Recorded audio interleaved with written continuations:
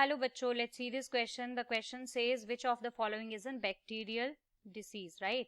तो इनमें से कौन सी एक बैक्टीरियल डिसीज है, ये क्वेश्चन है. तो चलिए बात कर लेते हैं हम की कॉन्सेप्ट की. सो की कॉन्सेप्ट यहाँ पर हो जाएगा इन्फेक्शियस डिसीजेस. इन्फेक्शियस डिसीजेस वो डिसीजेस होती हैं जो कि जिनका कॉजेटिव एजेंट एक माइक्रोब होता है, राइट? तो चलिए बात करते हैं ऑप्शन वाइज. तो सबसे पहले हम बात करेंगे यहाँ पे ऑप्शन ए डेंगू की. तो डेंगू क्या है? बेसिकली एक मॉस्किटो बॉर्न वायरल डिसीज है. डेंगू क्या है?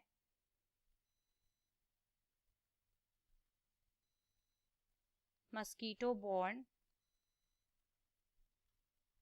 वायरल डिसीज है, राइट? और ये जो डिसीज है बेसिकली इसको कॉज कौन करता है? Dengue virus, right? Dengue virus इसको कॉज करता है.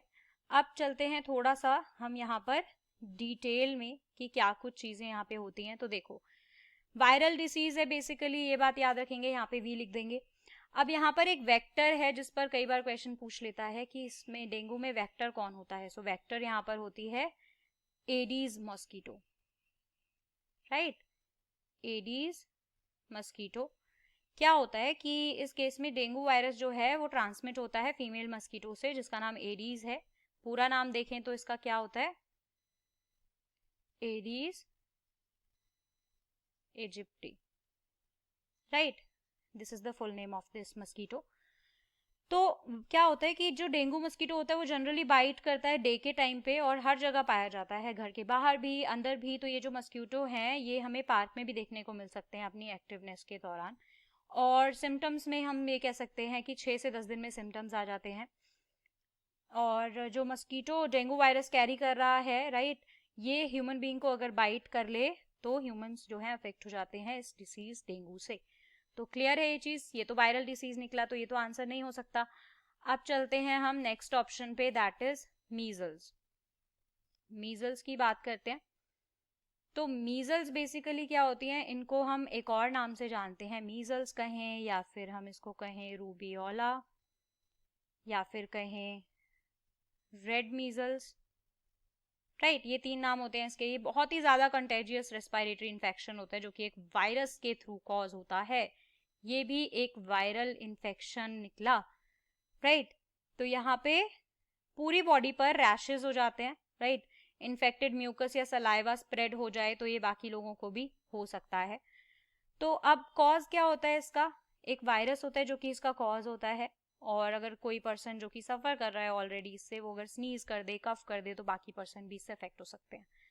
तो मीजल भी नहीं हो सकता है. देन हम आते हैं हमारे येलो फीवर पर कि येलो फीवर क्या होता है बेसिकली.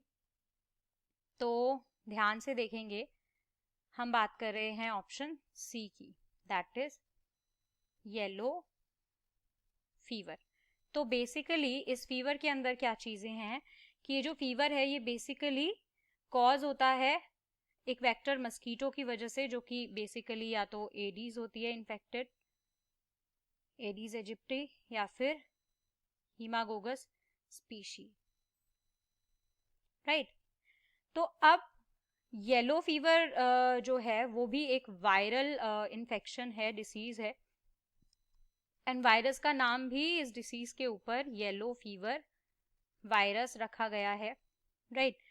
और ये वायरस थोड़ा बहुत रिलेटेड है, सिमिलर है उस वायरस से जो कि जापानीज एन्सेफेलिटिस भी करता है, राइट? तो मेनली मस्कीटो बाइट करती है ह्यूमंस को जबकि वो कैरी कर रही होती है, राइट? और इसी तरह से ये वायरस जो है वो ट्रांसमिट हो जाता है. तो ये भी वायरल डिसीज निकली. अब आते हैं हम लेप्रोजी पे, राइट? तो लिख लेते हैं लेप्रोजी. इस डिसीज की बात करते हैं. तो सबसे इंपॉर्टेंट चीज कि ये जो डिसीज है ये बेसिकली कैसी डिसीज है? बहुत ही ज्यादा स्फेयर है, इसके अंदर स्किन सोर्स होते हैं, नर्व डैमेज होती है लिम्स की, राइट? तो ये जो डिसीज है ये बहुत सारे लोगों को हर कॉन्टिनेंट पे बहुत ज्यादा अफेक्ट कर चुकी है अब तक. ये बेसिकली इन्फेक्शियस नहीं है उतनी, बट ये तब भी स्प्रेड करती है जब हमारा जो इन्फेक्टेड पर्सन है वो हेल्दी हो जाता है और रेगुलर क्लोज कांटेक्ट में आता है लोगों के, तब ये फैलती है, राइट। अब बात करते हैं कि ये क्या अफेक्ट करती है। ये अफेक्ट करती है मेनली पेरीफेरल, ये मेनली पेरीफेरल नर्व्स को अफेक्ट करती है।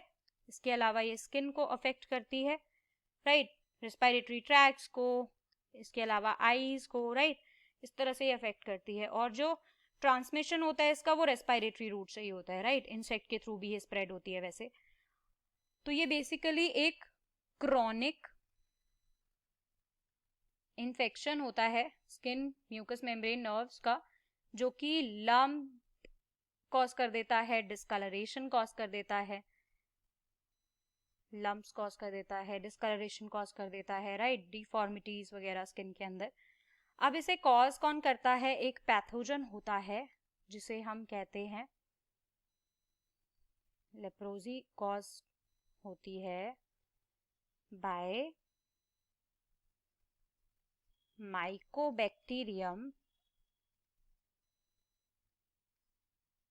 Leprae, right. माइकोबैक्टीरियम लेप्रे एक बैक्टीरिया होता है, वही इसे कॉज करता है। ये बेसिकली स्लो ग्रोइंग बैक्टीरिया होता है, राइट। और लेप्रोसी को हम एक और नाम से जानते हैं, that is Hansen's disease, right. एक साइंटिस्ट थे डॉक्टर गेरार्ड हेनरिक एर्मियोर हैंसन, जिन्होंने ये इन्फेक्शियस डिसीज डिस्कवर की थी 1873 में। सो इसीलिए उनके नाम पर हैंसन्स डिसीज भी इसको बोलते हैं। So this is a bacteria जो ये कॉज करता है, that's why answer will be option D, leprosy. I hope you understood it well. Best of luck, thank you.